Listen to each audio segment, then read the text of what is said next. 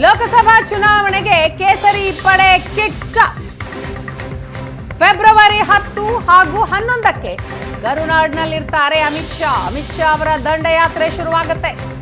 ರಾಜ್ಯದಲ್ಲಿ 2 ದಿನ ಬಿಜೆಪಿ ಚಾಣಕ್ಯ ಅಮಿತ್ ಶಾ ಸವಾರಿ. ಲೋಕಸಭಾ ಚುನಾವಣೆಗೆ ಕೇಸರಿ ಪಡೆಯಿಂದ ಕಿಕ್ ಸ್ಟಾರ್ಟ್. ಫೆಬ್ರವರಿ 10, 11ಕ್ಕೆ ಕರುನಾಡಿನಲ್ಲಿ ಅಮಿತ್ ಶಾ ದಂಡಯಾತ್ರೆ.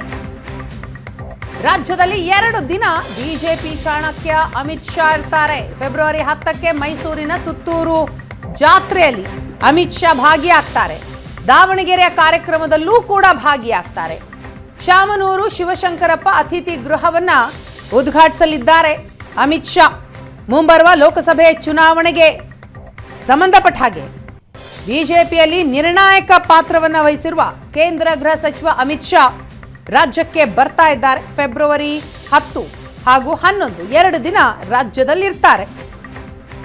ಲೋಕಸಭಾ ಚುನಾವಣೆಯ ಸಿದ್ಧತೆ ಸೇರಿದಂತೆ ಅಭ್ಯರ್ಥಿಗಳ ಆಯ್ಕೆ ಪ್ರಕ್ರಿಯೆ ಕುರಿತಾಗಿಯೂ ನಾಯಕರ ಜೊತೆ ಚರ್ಚೆ ಮಾಡ್ತಾರೆ. ಇನ್ನು ಬಿಜೆಪಿ ಮತ್ತು ಜೆಡಿಎಸ್ ಮೈತ್ರಿ ಹಿನ್ನೆಲೆಯಲ್ಲಿ ಸ್ಥಾನ ಹಂಚಿಕೆಯ ಬಗ್ಗೆಯೂ ಕೂಡ ಚರ್ಚೆ ಆಗತ್ತೆ. ಅಮಿತ್ ಶಾ ಎಂಟ್ರಿ ಬೆನ್ನಲ್ಲೇ ಬಿಜೆಪಿ ಪಾಳಯದಲ್ಲಿ ಸಂಚಲನ ಉಂಟಾಗಿದೆ.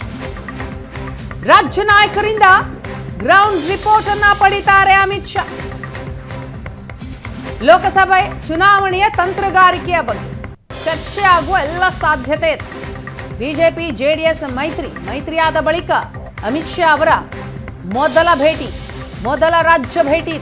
ಸೀಟು ಹಂಚಿಕೆ ಸೇರಿದ ಹಾಗೆ ಹಲವು ವಿಚಾರಗಳ ಬಗ್ಗೆ ಚರ್ಚೆಯನ್ನ ಮಾಡ್ತಾರೆ. ದಕ್ಷಿಣ ಕರ್ನಾಟಕದ ಮೇಲೆ ಈಗಾಗಲೇ ಕಣ್ಣಿಟ್ಟಿರುವಂತಹ ಬಿಜೆಪಿ ಕಳೆದ ಬಾರಿಗಿಂತ ಅತಿ ಹೆಚ್ಚು ಸ್ಥಾನವನ್ನ ಗೆಲ್ಲಬೇಕು ಅಂತ ಪ್ಲಾನ್ ಆಗಿದೆ. ಕರ್ನಾಟಕದಲ್ಲಿ ಕಳೆದ ಬಾರಿ 25 ಸ್ಥಾನವನ್ನ ಬಿಜೆಪಿ ಗೆದ್ದಿತ್ತು. ಈ ಬಾರಿ 28 ಕ್ಷೇತ್ರವನ್ನ ಗೆಲ್ಲಬೇಕು ಅನ್ನುವಂತಹ ಟಾರ್ಗೆಟ್ ಇದೆ. ಮಾನ್ಯ ಗೃಹ ಸಚಿವರು ಅಮಿತ್ ಶಾ ಜಿ ಅವರು 10ನೇ ತಾರೀಕು ಇವತ್ತು ಕರ್ನಾಟಕಕ್ಕೆ ಬೆಂಗಳೂರಿಗೆ ಬರ್ತಾ ಇದ್ದಾರೆ. ಬೆಂಗಳೂರಿನಲ್ಲಿ ನಮ್ಮ ಲೋಕಸಭಾ ಕ್ಲಸ್ಟರ್ ಮೀಟಿಂಗ್ ಅಂದರೆ ಒಂದು ಕ್ಲಸ್ಟರ್ ಅಂದರೆ 4 ಲೋಕಸಭಾ ಕ್ಷೇತ್ರಗಳು ಬರ್ತದೆ. ಒಂದು ಕ್ಲಸ್ಟರ್ನ ಒಂದು ಪ್ರಮುಖರ ಸಭೆಯನ್ನು ಕೂಡ ನಾವು ಮಾಡೋರಿದ್ದೇವೆ. ತದನಂತರ ನಮ್ಮ ಎಲ್ಲ ಕೋರ್ ಕಮಿಟಿಯ ಸದಸ್ಯರ ಜೊತೆಲೂ ಕೂಡ ಸಮಾಲೋಚನೆ ಮಾಡೋರಿದ್ದಾರೆ ಮಾನ್ಯ ಅಮಿತ್ ಶಾ ಜಿ ಅವರು.